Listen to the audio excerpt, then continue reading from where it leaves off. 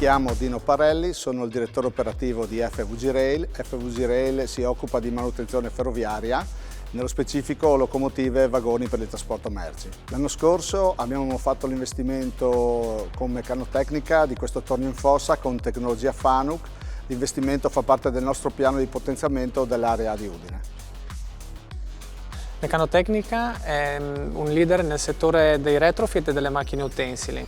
In questi 30 anni di esperienza e i numerosi progetti conclusi ci hanno permesso di avere un'affidabilità e un riconoscimento anche da parte del mercato.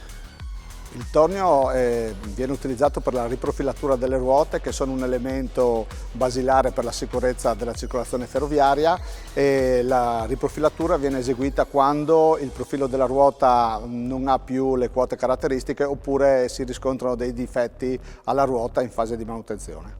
Su questa macchina abbiamo installato un controllo numerico FANUC, il 31 EV Plus, che è stato interfacciato con un IPC sempre di FANUC.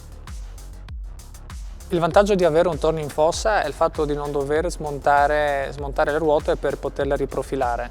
In questo caso il treno entra sulla macchina, si posiziona, la macchina solleva il treno, parte dunque il ciclo di tastatura e successivamente la macchina fa tutti i conteggi per definire i diametri delle ruote e va poi ad asportare il materiale necessario per riportare le ruote in tolleranza operativa per i locomotori piuttosto che per i carri ferroviari.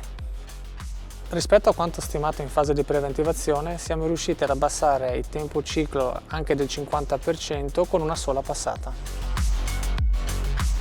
L'installazione del tornio segue anche una forte domanda che abbiamo per questo tipo di lavorazione, e così permette ai vari attori italiani che lavorano in ambito ferroviario di poter utilizzare i torni in Italia e non dover spostare le macchine all'estero, abbattendo i tempi di attraversamento per queste lavorazioni.